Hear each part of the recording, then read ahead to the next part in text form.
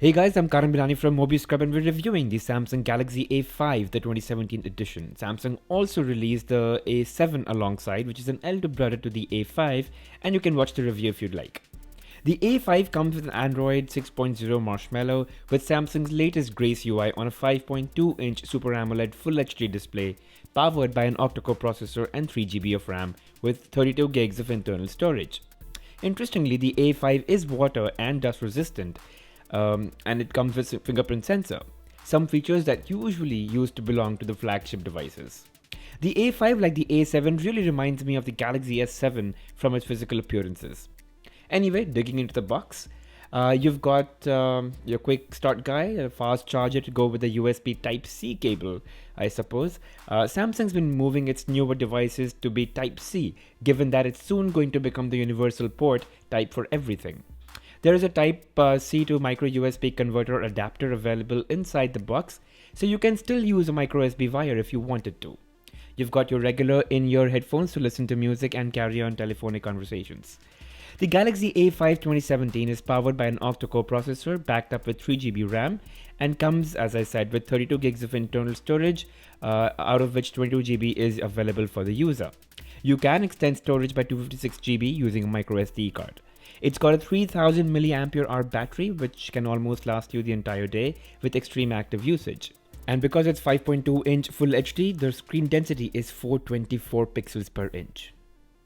I love how the device mimics the S7 look and feel with rounded edges and extremely comfortable grip in the hands. The build and the materials feel really premium for a device that's sub 30,000. Even at the back, the sloping edges and the way the light bounces off the surface, it really looks classy. The entire device is a single unit with no access to battery, so you cannot remove it. And it's completely sealed to ensure that it's water and dust resistant. The A5 is only 7.9mm thick, which is the same as the Galaxy A7. It weighs about 157 grams, which is 30 grams lighter than the A7, and I think it's a very appropriate weight for a device this size. On the left edge, you have a SIM card slot 1 and the volume rocker, while on the top, you have a combined SIM card 2 and microSD card slot, which you can load with a 256GB microSD card and expand storage. On the right edge, you have the speaker grill sitting right on top of the power and lock key, which I think is a great position, simply because you're going to be watching videos in the landscape mode, and that'll be a good place to have the volume rocker. To charge or transfer data, you have a USB Type-C port, and hence a standard micro USB wire won't work. However, Samsung does provide a USB Type-C to micro USB converter that you can simply attach to the phone, and any micro USB wire will work just as well. But it's really the size of the Galaxy A5 which is truly amazing. It can be easily operated using a single hand, and the grip is just perfect. You can cover the entire device from tip to tip and edge to edge conveniently using just one hand, so that makes day-to-day use really simple. And the weight is just enough to make the device feel strong and sturdy in your hands. The A5 has the same camera that is found in the Galaxy A7, a 16-megapixel shooter capable of full HD video recording with autofocus and LED flash. And we'll talk more about the camera, the software, and some sample pictures a little ahead in the video. The front camera is a 16-megapixel shooter as well, again capable of full HD video recording, and I think you can expect some really good quality video calls, if you're using Snapchat, using the front camera on the device. A quick comparison with the Galaxy A7. The two devices are exactly the same by specifications, except the display on the Galaxy A7 is 5.7-inch and it has a 3600 mAh battery. Which makes the A7 bigger in size and hence also a little heavier by 30 grams, which might be a bit too much for some people, but again, it's just a matter of getting used to the size and the weight. And comparing it to the C9 Pro, which has an even larger display at 6-inch, the C9 Pro has almost 30% more battery. It's 4000 mAh, it's thinner by 1mm, and it's got a faster processor and twice the RAM, that is 6GB. So definitely the C9 Pro is a much better device from a performance and battery life standpoint. However, it is not water or dust resistant, and it's actually quite large.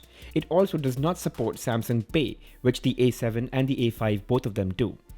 And the A7, A5 have fingerprint scanner along with the C9 Pro, so that's something that's common across them. The Galaxy A5 comes loaded with Android Marshmallow, which is Android 6.0, and not the latest Android 7.0, which is just a little weird because considering that these are new devices, but I'm guessing that's something Samsung's saving for the Galaxy S8. Now, on the software side of things, the always-on display shows up the lock screen. You can swipe to unlock, or you can set up fingerprints to unlock more safely.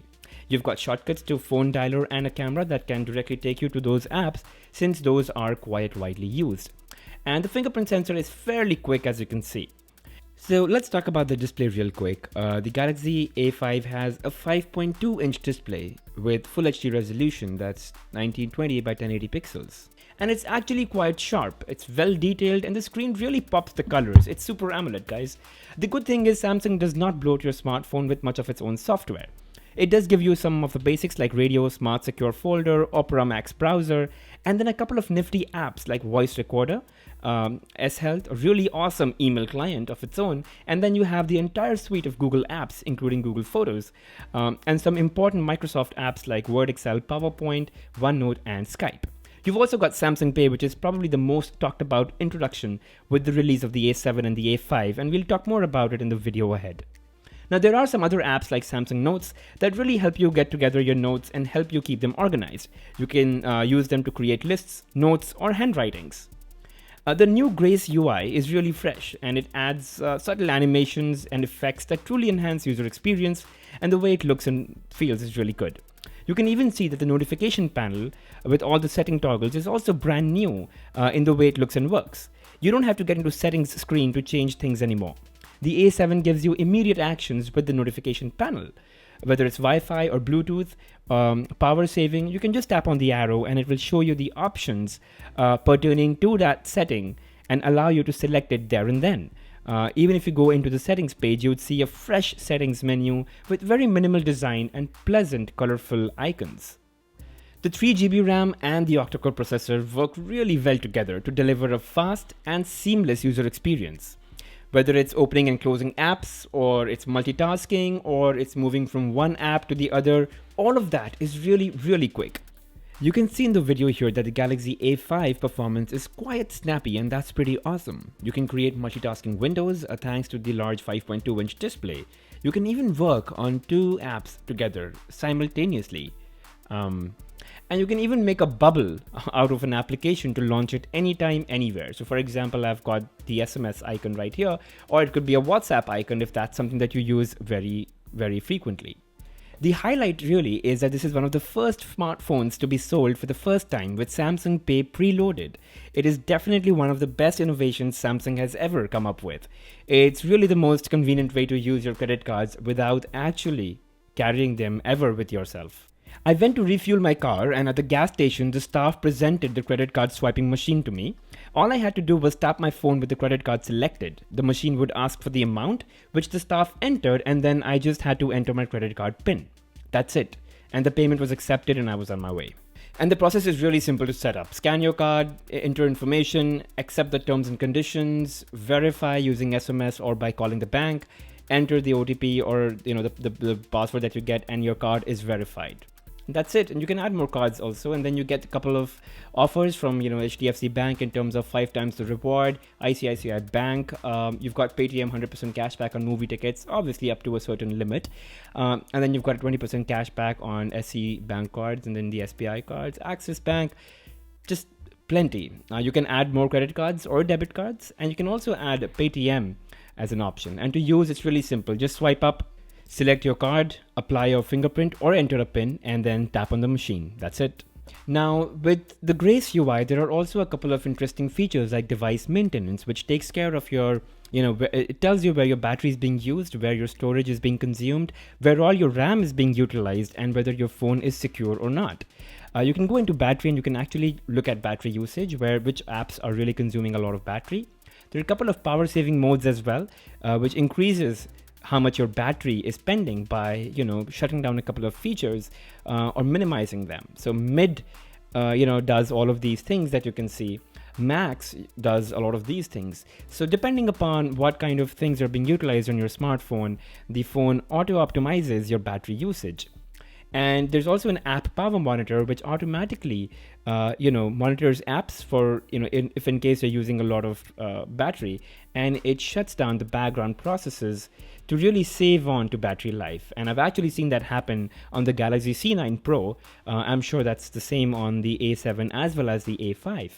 And you can, otherwise you'd probably be installing something like the Clean Master, other third-party apps to really optimize your RAM and memory, whereas Samsung has now pre-installed that works better with Samsung phones natively as compared to the third-party apps. Now, you've also got a couple of additional features like the Smart Stay, so your phone will always remain bright and lit up as long as you're looking at it. It's a pretty old feature that Samsung has, and it's still there on this phone. You've got a lot of other features like the quick launch camera. You've got pop-up view gesture, smart capture.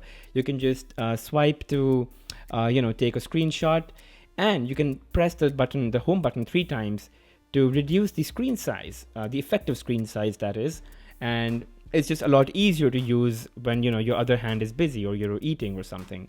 And then again, you've got direct call, so you just if as long as you're on a contact and you lift your phone, it starts dialing to that person automatically. Smart alert, so in case you have any missed call or unread message, the phone vibrates when you pick it up, and a lot more things.